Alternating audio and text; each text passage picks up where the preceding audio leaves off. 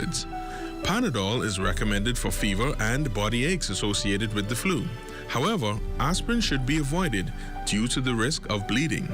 To decrease the spread of flu, persons are encouraged to get their flu shot annually and practice good cough hygiene. Additional information can be provided by your community clinic or the Health Education Division at the Ministry of Health. This message is brought to you by the Ministry of Health in partnership with the Public Hospitals Authority. Your number one team in the North. Only the sun covers the Bahamas better. And that is going to do it for us here in the North. I'm Ramiko Knowles. Thanks so much for joining us tonight. The Bahamas Tonight is coming your way next.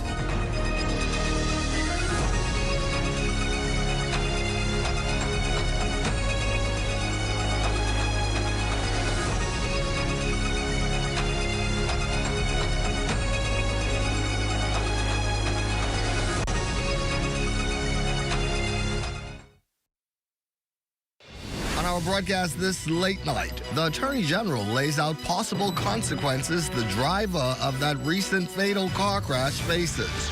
Demolitions continuing at the Montgomery Shantytown site, a day after an officer suffered injuries during an altercation with residents. And tonight, we introduce you to a young academic superstar. She's about to take flight for an exciting journey. Those stories and more this late night, Tuesday, July 7th, 2026.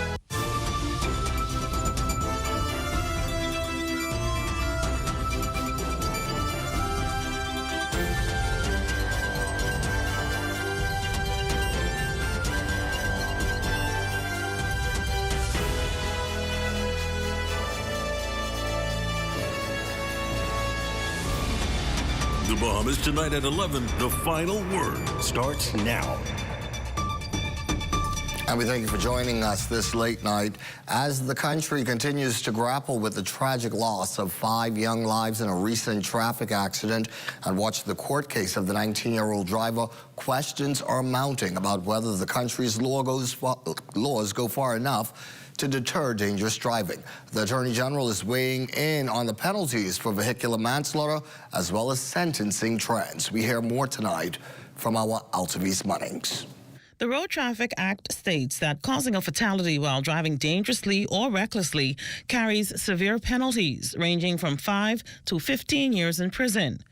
But according to Attorney General and Minister of Legal Affairs, Senator the Honorable Wayne Monroe, sentences in these types of cases may vary. There have been awards of a year, 2 years. I know there was a case in Grand Bahama where 3 young ladies died and the person got 18 months. And so, yes, there's generally an award if you have multiple deaths. The AG also referenced another Grand Bahama vehicular manslaughter case where a young man was speeding, drove off the road, which killed 3 persons in the car, and he was sentenced to 18 months in prison. That matter, the AG verified, was upheld by the Court of Appeal.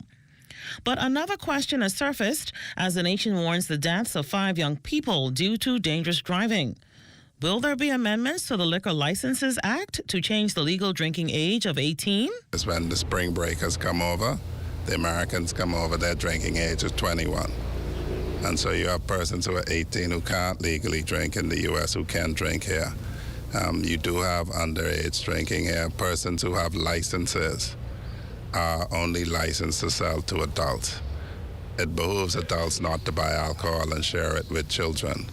In some instances, you have a parent will have alcohol in their home.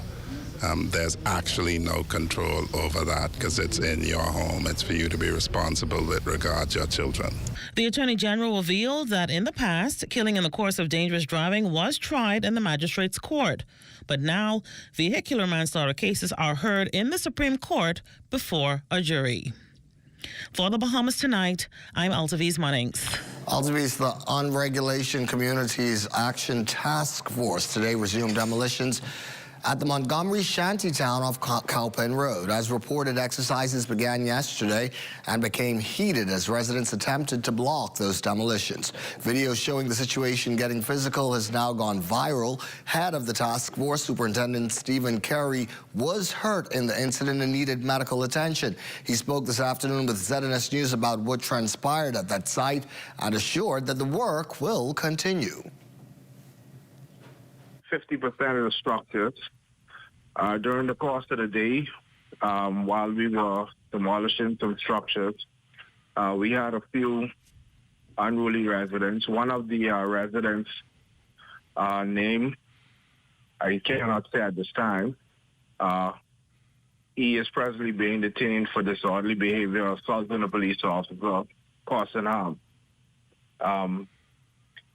Today, we went in, we continued, and at present, we are about 98% completed with the demolition.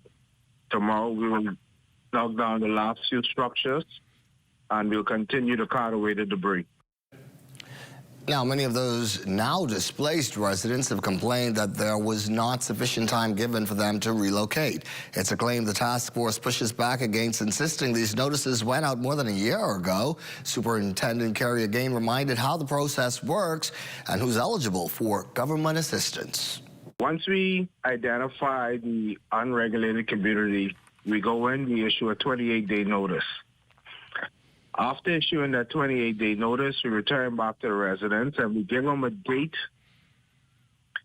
But before we give them a date, we have social service visit this area, see who all in the area is qualified for assistance. Once you're qualified for assistance, you have to be a Bahamian resident in order to qualify for assistance. Persons who are permit holders, they're not qualified for government assistance, and persons who are permanent residents are not qualified for government assistance. A critical component to operations at the Princess Margaret Hospital has undergone a number of changes since its 2025 overhaul. Health and Wellness Minister Dr. the Honorable Michael Darville says, however, that power generation remains an ongoing challenge with mitigation efforts ongoing. Princess Margaret Hospital have a variety of backup generators. Two of the generators are more modern, with the power switches modern, but there was a situation we had on the medical ward, which is an older piece of infrastructure, and that was impacted more severely. I'm pleased to report that today a lot of work is going on to resolve that issue and to ensure that we have a better flow of generation power in the event that we do have another outage. Our emergency medical doctors have finalized the pediatric component, all of the life-saving components, and we're moving those patients that currently in that space that needs immediate renovation so that we could continue with the renovation exercises there. Dr. Darville remains confident that change will come, saying health facilities will benefit from the ongoing energy reform initiative set to create numerous microgrids earmarked for facilities like those in health. Health facilities must be included because power to health facilities is absolutely paramount. I believe that the time has come for us to even modernize our current infrastructure and our generation capacity at the Princess Margaret Hospital. There's a generator that we're looking at that is a bit aged. It's not at end life yet, but we need to think about replacing that asset. But I want to commend the Minister of Energy because she works very closely in collaboration with the Princess Margaret Hospital and by extension our facilities in the Family Islands. Now to St. Lucia, where Prime Minister the Honorable Philip Davis renewed the Bahamas' commitment to advancing its national interest in strengthening regional cooperation following the conclusion of the 51st CARICOM Heads of Government meeting. In a statement, the Prime Minister said discussions focused on key regional issues, including climate change, regional security, Haiti, Cuba, and economic resilience. Mr. Davis urged greater access to climate financing for small island states, while calling for stronger collaboration to combat transnational crime and enhance maritime security across the Caribbean.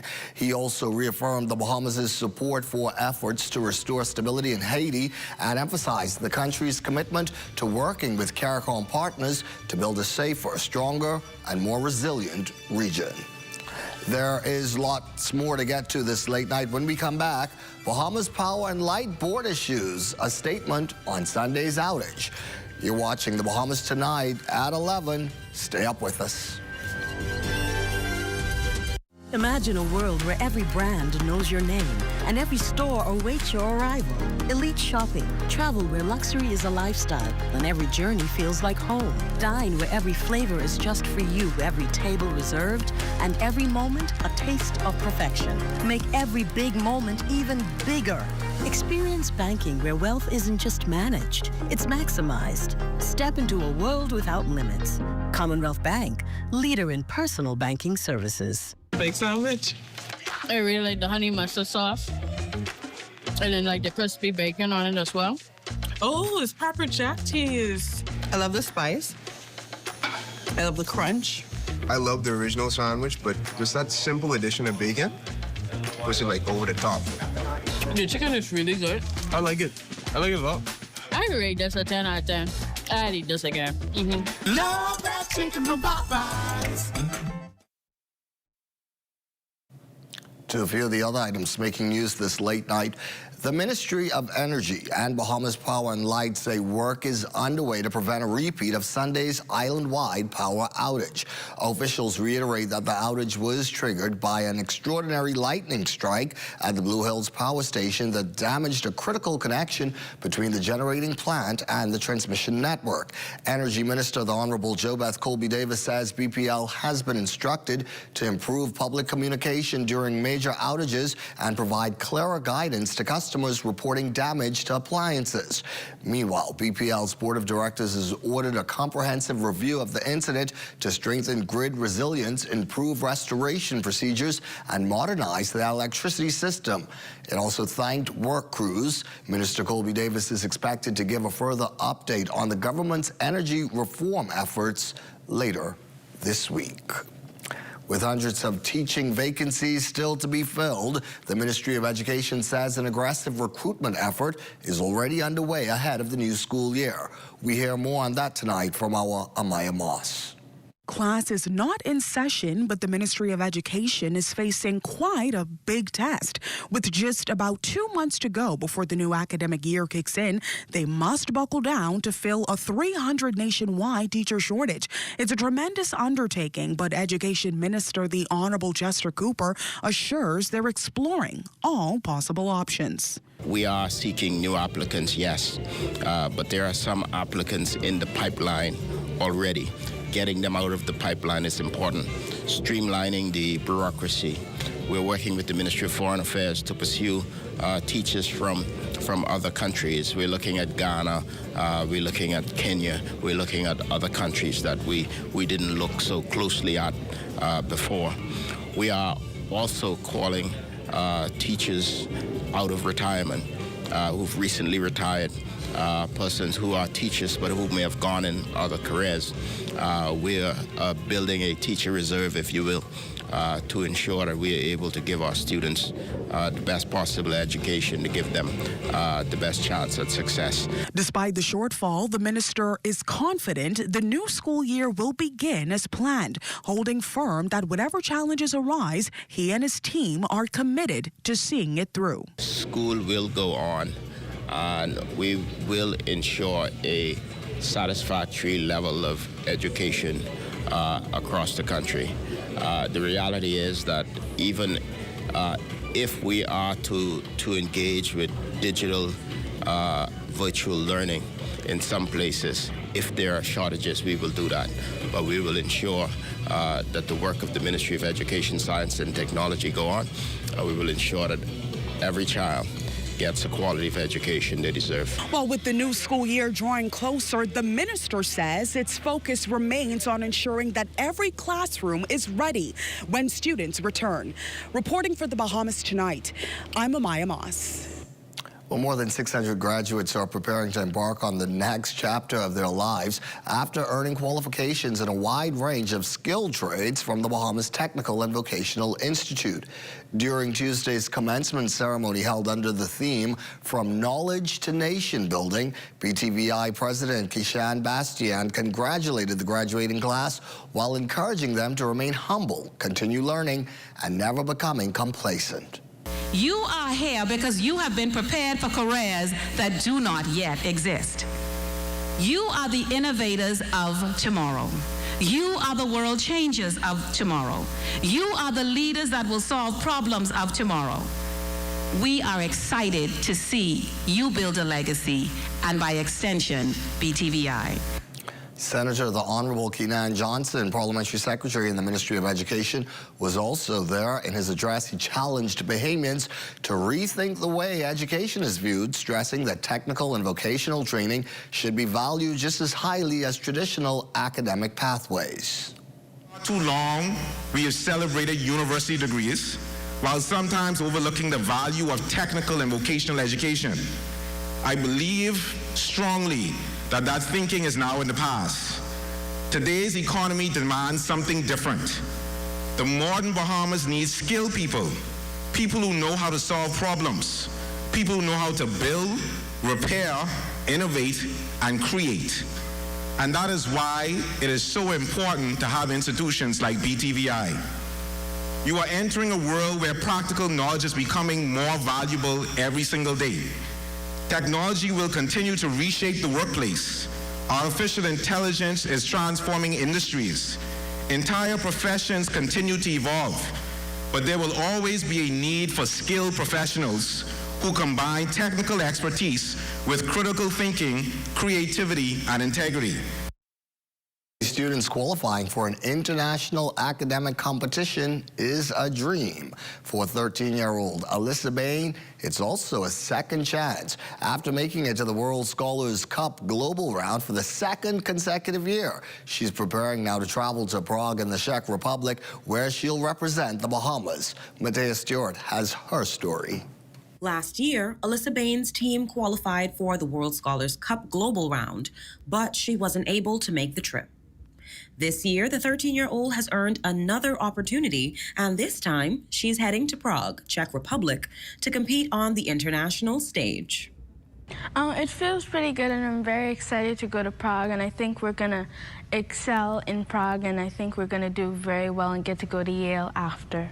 The World Scholars Cup is a team-based academic competition that brings together students from around the globe to test their knowledge, critical thinking, and collaboration through debates, writing, quizzes, and other challenges. So the competition consists of 3 areas: the Scholars Challenge, Team Debate, and the Collaborative Writing. With the Collaborative Writing is a team essay or a poem.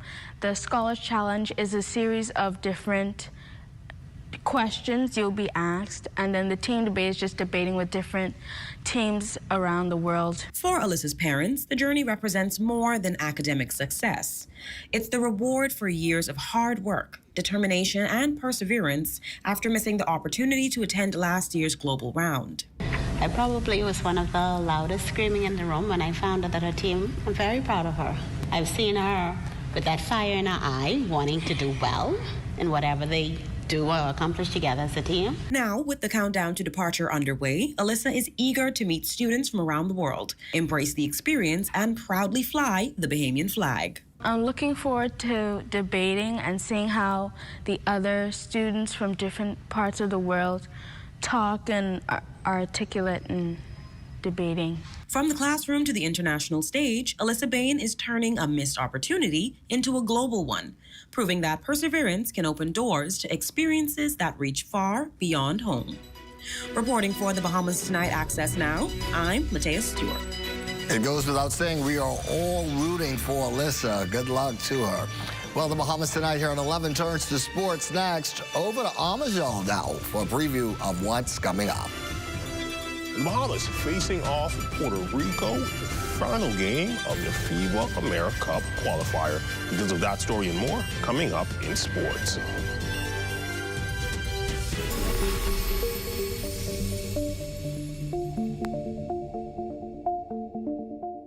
Solar energy is a key part of Bahamas Power and Light Company Limited's new energy era. But generating renewable energy isn't simply about placing panels wherever land is available.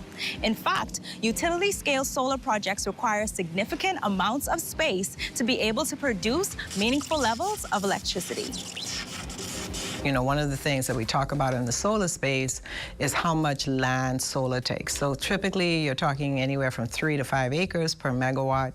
So if Abaco needed 10 megawatts or 20 megawatts of solar, then you could see very quickly that you're now chewing up anywhere, 60 to 100 acres of land. So the energy density on solar compared to other technologies is not very good. For certain levels of energy capacity, you need certain amount of square footage. So that's the first thing. You have the usable land, and then the proximity to either the generation or the load center is the second factor. Then it is issues like this, something called a solar insolation, meaning what is the capacity to be in a position that you can maximize energy from the sun and transform that into usable electricity for the grid. From the developer's perspective, careful site design and collaboration with utilities help maximize energy production while making the most efficient use of available land. Location is a key component. Clearly, you need to be in close proximity to the ability to feed into the grid. And so that is a major part of it. While solar energy presents exciting opportunities for the Bahamas, bringing those opportunities to life require thoughtful planning and collaboration. By balancing energy needs and responsible land use, BPL and its partners are working to build a stronger, cleaner, and more resilient energy future for Bahamians.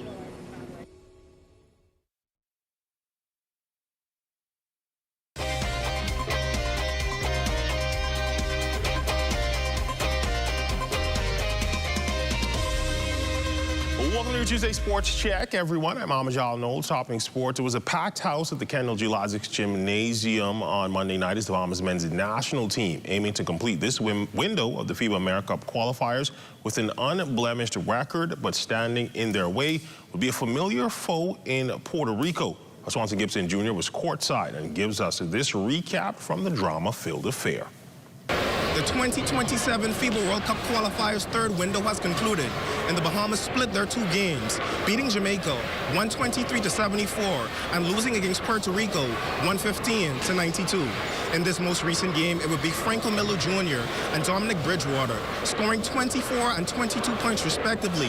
Unfortunately, it wasn't enough to get by the Puerto Ricans. The Bahamas senior men's basketball team had great momentum coming off Friday's game against Jamaica, trying to exact that level of success against Puerto Rico on Monday. Getting things started for the 2-4-2 would be Buddy Hield, driving into the paint, finishing through contact for the deuce. Hield, back at it in transition, this time showing off his playmaking capabilities, finding VJ Edgecombe on the wing for a three, giving the Bahamas a slim lead early on. The Bahamas showed much resilience despite being down. Dominic Bridgewater dishing it to Dayton Albury, who gives the rock back, with Bridgewater nailing a three to keep his guys going. Jerron Keno Burrows and Franco Miller Jr. suffocating the passing lanes, picking up a steal. Miller corralling the ball and finding Burrows for a strong finish inside, minimizing Puerto Rico's lead. Puerto Rico fired on all cylinders against the Bahamas, scoring 44 points in the paint and shooting over 60% from beyond the arc, en route to their 115-92 win over the 2-4-2. We spoke with several players post-game to get their perspective on the performance in the FIBA qualifiers. I mean, obviously Puerto Rico's a good team, but like I say, I think I don't call them supporting cast. I think my teammates play great. They all know what they got to do. We all know what we got to do for the next window, so yeah. Coming at 1-3, we know we had to take care of business. We wanted to win too, especially in the front of this home crowd. The atmosphere was amazing. I want to thank the Bahamian crowd for coming out. I've been in this gym in some of these windows, and we had 10 people out here, so the program is definitely in the right direction. It's everything, we didn't get the job done tonight, but it's my first summer, celebrating independence at home for a long time, so it means the world to me. Despite their loss to Puerto Rico, the Bahamas still qualifies for the second round of the FIBA World Cup qualifiers.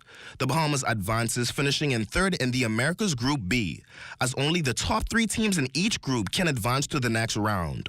Canada sits in first, finishing 6-0, while the Bahamas, Puerto Rico, and Jamaica finish 2-4. The 2-4-2 having the edge over Jamaica, defeating them twice this year, and with Canada and Puerto Rico defeating them as well. The Bahamas senior men's basketball team will be back in action come August. Reporting for ZNS Total Sports, I'm Swanson Gibson Jr. Thanks, Wani. Over in the pool, they are a father and son duo that has made a monumental impact on the local swimming community, teaching and inspiring thousands of Bahamians when it comes to water safety, and they are still at it several decades later. Our Michelle Butler has that story. For some families, traditions are passed down through stories. For the Knowles, they're passed down dive by dive in the water. Generation of swimmers and sailors have helped shape their family's legacy, proving that a love for sport can last a lifetime. The father-son duo Percy and Andy Knowles have each left their mark on Bahamian swimming and sailing. We spoke with them about what it means to share that legacy.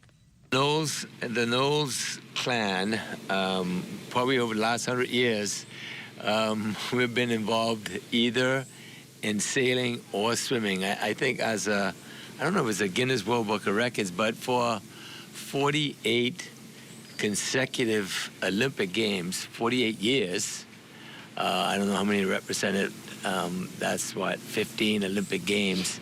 There was a Knowles member of the Knowles family at the Olympic Games ever since, I think, 1956, right up to 2008.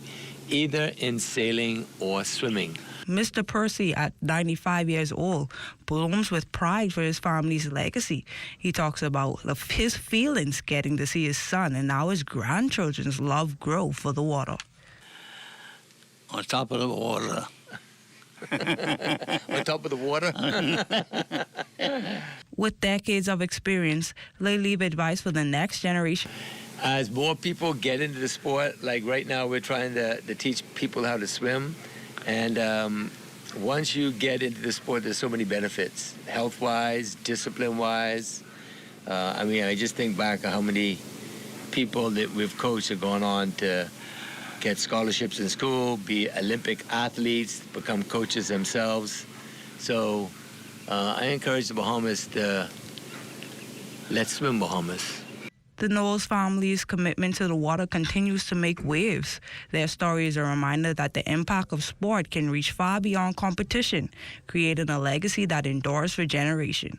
Reporting for Zen Nest Total Sports, I'm Michelle Butler. Thanks, Michelle. In track news from this weekend, World Indoor 60-meter hurdles champion and world record holder Devin Charlton found herself in a hotly contested women's 100-meter hurdles field at the Wanda Diamond League on Saturday. This is its first meet being hosted in the U.S. at the Hayward Field in Eugene, Oregon. Charlton battled through the first 8 hurdles with her American training partner, Masai Russell. But Russell, the Olympic champion and world leader, managed to surge ahead to take the tape in 12:24 to tie that meet record that was set by former American world record holder Kendra Harrison in 2016. As Russell pulled away for the win, Nigeria's Toby Amusan battled back to sneak in second place in 12:34, leaving Charlton in a photo finish for third with American Grace Stark, both timed at 12:41. This being the 5th of 8 meets for the year. Charlton is now sitting in 3rd place in the Diamond League standings with 19 points. And that's been a look at your sports on this Tuesday. I'm Amajal Knowles, signing out until tomorrow.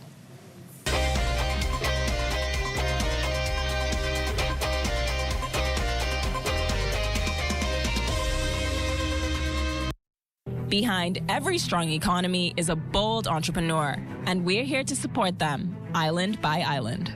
On Grand Bahama, we've helped 486 entrepreneurs turn their dreams into thriving businesses. Through over $14.4 million in approved funding, the SBDC is strengthening Grand Bahama's economy by investing in its leading sectors: food and beverage, tourism, and fishing. Every business we support strengthens the economy, starting with yours. SBDC Bahamas. When the craving hits, there's only one thing everybody agrees on. Hot, crispy, Wendy's chicken tenders. Made to satisfy every bite. Whether it's served as a slider or wrap, it's always perfectly seasoned, perfectly crunchy, and always cooked fresh. From lunch with friends to family moments worth sharing. For chicken tenders you're gonna know by name, gotta be Wendy's. We want to check in now with our Diane Dorsett for a look at our late night forecast. Good evening, Diane. Good evening, everyone. Our satellite picture shows some showers and thunderstorms near the northern Bahamas associated with a mid-level trough just north of the Bahamas. But there's a huge plume of Saharan dust around the entire country and the Turks and Caicos Islands, so that's brought our rain chances down significantly for the rest of the week. So thankfully, less rain. But if you have respiratory conditions, ensure you take the necessary precautions like wearing a mask or staying indoors. And elsewhere in the tropics, tropical cyclone development is not expected during the next 7 days. Now, let's take a quick check on temperatures around the Family Islands. In the northern Bahamas, it is 84 degrees in Freeport City and Abaco, 85 in Alistown, Bimini, 88 degrees in Bullocks Harbor. In Fresh Creek, Central Andros is 87 degrees, 87 also in Eleuthera, 88 in Kemps Bay, South Andros. In Arthurstown, Kid Island, San Salvador, and Rumkey, it's 90 degrees, 88 in Exuma. And for our southernmost islands, 88 in Ragged Island, Long Island, and Crooked Island, 89 degrees in Acklins and Betsy Bay. In Matthew Town, Inagua, it is 83 degrees, and for the Turks and Caicos Islands, it's 90 degrees.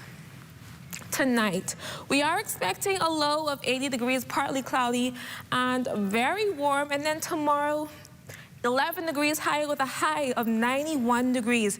We get a steady breeze in the morning, but otherwise hazy sunshine. Now, over the next 7 days, you can expect hot and hazy summer days with daytime temperatures climbing into the mid-90s, producing heat indices up to 103 degrees. So remember to drink lots of water and rest in shaded areas whenever you can. We've also got another tropical wave approaching in the area on Thursday, which will bring unsettled weather, so we get afternoon showers by Friday. But then high pressure builds again, bringing back the hot and hazy days. So that's your late night look at weather, and as always, rest easy, stay cozy, and thanks for staying up with us. Have a good night, everyone. Hot, humid, and hazy. Thank you very much, Diane, and thank you for being with us this Tuesday evening. That is our broadcast. I'm Corval Pyfrom for Ammo, Diane, and our entire team. You take care, be well, and remember, we will all be looking to see you again right back here tomorrow evening. Good night.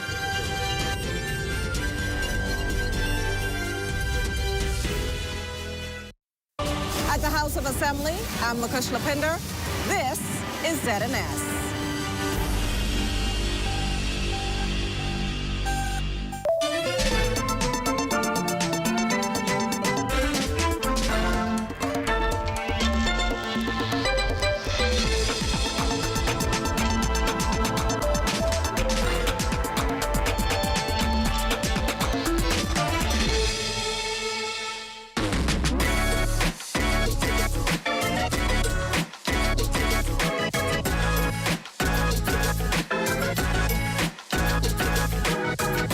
It's yet another busy summer, and you've come to the perfect place to sort it all out. Whether it's events or the trendiest restaurants and bars on the regional scene, Caribbean Passport TV has you covered. Hello, everyone. I'm Tamara Williams, and welcome to a half hour of non-stop entertainment, complete with dashes of useful info that'll help you decide where to go next. So let's get moving and find that perfect fit.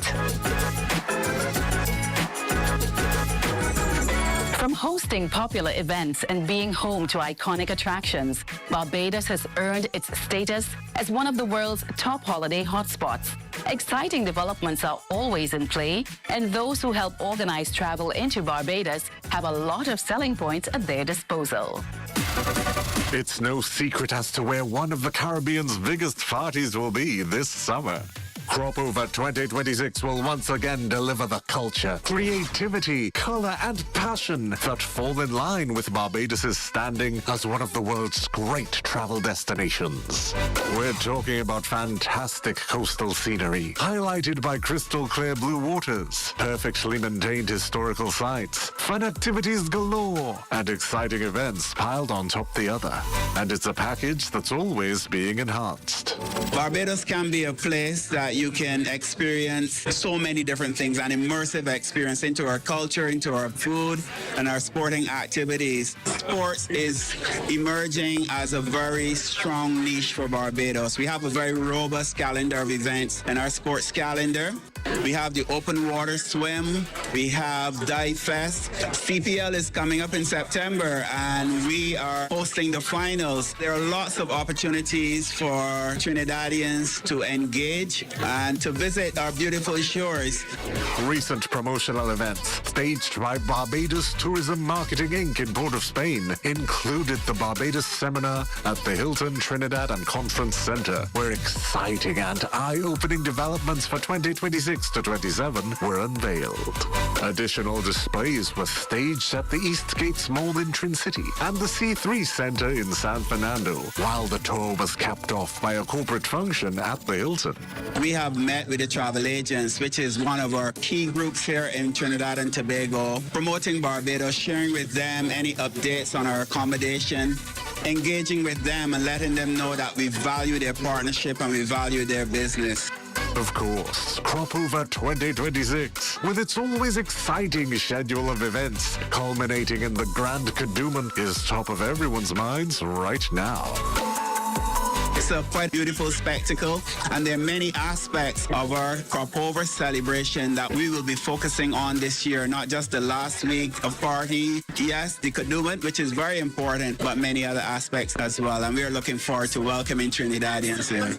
The seminar once again allowed travel agents from Trinidad and Tobago to espouse upon what makes Barbados such an endearing beacon for travelers. Coming to these types of events really exposes us to a lot more options than we would normally know about, to give us, a greater in-depth knowledge about the destination. I think Barbados, the beaches, hands down, I think, are the most appealing. Plus, it's just an hour away from Trinidad, so, it's a quick trip to a really nice destination. When it comes to the properties, you're looking at different clients and what they want, so you can get from the self-catering, holiday apartments, to the hotels that are all-inclusive, and those that offer, the different meal plans in between.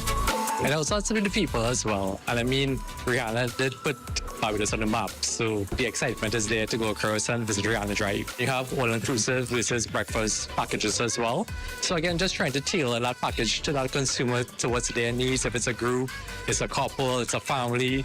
Again, having options always is a plus. Mainly what we tend to do is try to see what's on the media, what the young persons are looking at, what's new. Actually, social media is everything. So we try to keep up on TikTok, on Facebook, Instagram, anything that the clientele is looking at right now. The media is the best place for us to focus on right now.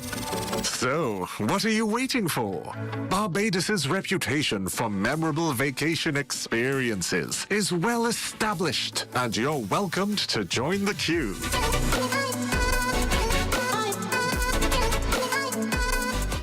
So, with Crop Over 2026, along with other fantastic events and attractions to consider, Barbados's thrilling vacation catalog speaks for itself. Visionary spirit and positivity were in abundance at the Women of Vision Conference and Gala in Kingston. This was just one example of the variety of events that are being hosted across the Caribbean. On this occasion, honors were given to several women who have been important leaders in their own right, each with a story of success and achievement to share.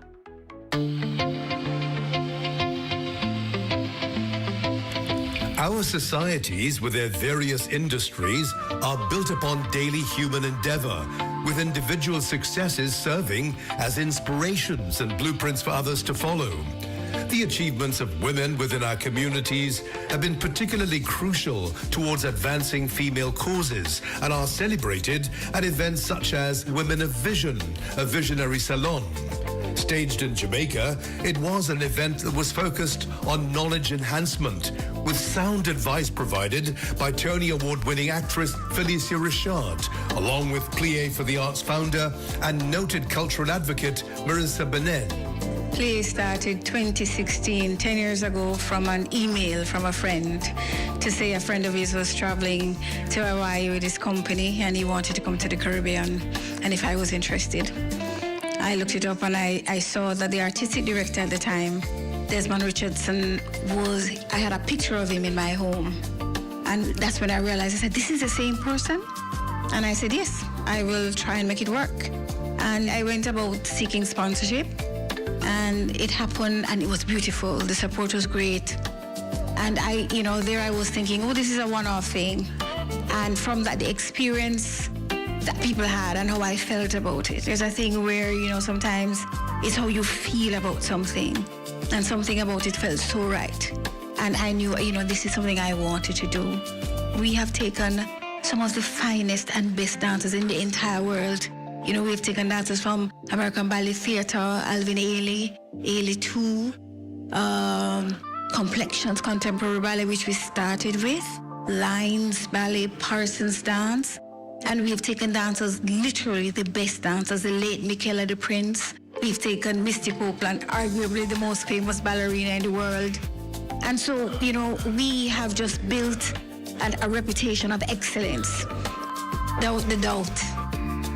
As Felicia said today, doubt the doubt. We can do it. Women of Vision also involved recognition being given to a select group of women for contributions made in leading roles across a wide variety of sectors, from financial services to law, sport and cuisine. It's been a journey, and I just want to say to every other woman out there, girl, you can do it. You can build your brand from zero and take it places. Even when there's no creation for what you want to do, you can just do it. And believe it or not, you can do everything you want to do. That's why my company is called From Thought to Finish. And we cover not just culinary, not just cooking, but decor, project management, execution. Just call us. You have the thought and we'll finish it for you. There are so many women that have that inner passion in them, but they just want someone to help to light it and bring it to the fore. Be humble, follow your dreams, be a sponge for knowledge, and the world is your oyster. Jamaica's high international profile has been raised even further by activities in shipping, manufacturing and construction, 3 more industries in which women have excelled. The field that I'm in is not typical, and there are not a lot of women there still. The percentage of women that are in the maritime field is still low. And it's a great profession to have. And I took to it like a duck on water, and I've enjoyed every moment of the journey. So I'm actually, my day-to-day job, I'm in the commercial area of the business. I am responsible for Seaboard Marine's business in Jamaica. And then I'm the president of the Shipping Association of Jamaica. And that's about trying to develop the business, the logistics business for Jamaica. We advocate with customs, we advocate with the government so that we can improve the business and make it and grow the business in Jamaica. I want to be seen as an advocate for women and for young people to join the maritime field. These were just some of the standout stories that were shared during a memorable day in Kingston, when it was all about the women of vision and the dreams they've all brought to life.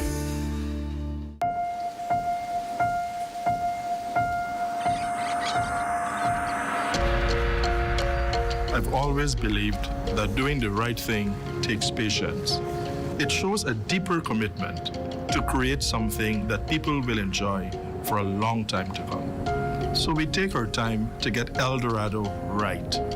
And we're taking the time to make the world's most sustainable rum. When we started our sustainability journey, it was not something that rum distilleries prioritized, but not us. We knew the impact on Guyana and on the planet was becoming more and more important to the rum we make. Guyana has a very unique environment, blessed with tropical rains and sunshine throughout the year. That is why 3/4 of the country's landmass is covered by lush, untouched rainforests, which is the home of over 1,200 different species of animals. Preserving the environment is the key to our El Dorado brand strategy.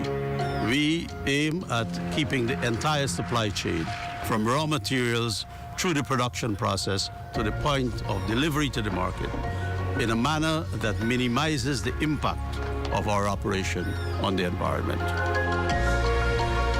Rum making uses energy and makes waste. Back in 2010, we built a biomethanization plant to use the waste from the distillery to produce energy in the form of biogas. Adding to that, nearly 2/3 of our fuel that we use for power generation comes from liquefied natural gas, which emits 20% less carbon as compared to conventional diesel combustion. The CO2 we produce during fermentation is captured, treated, pressurized, and liquefied for use in soft drink, according to PepsiCo's standard of 99.9% purity, as well as other industrial uses, thus reducing the release of CO2 gas into the atmosphere. But efficiency is where we make the big difference. Our new stills recovers and reuses energy so that we use less to make more. And with the bottling plant metering system, we're able to save on precious water.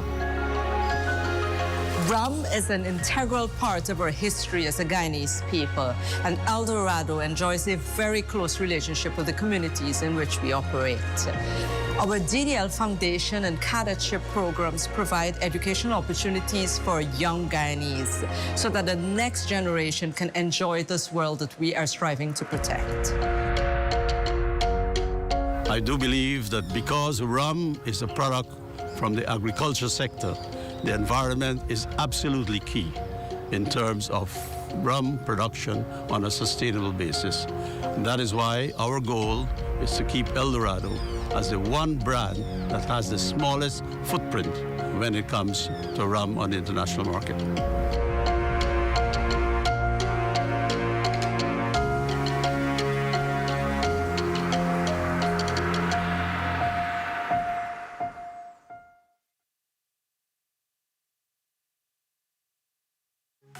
You must set aside some time to sample Antigua and Barbuda's must-taste cuisine. It was all part of the celebrations during the recent Antigua and Barbuda Culinary Month, where a group of touring foodies got a first-hand experience of the island's food culture.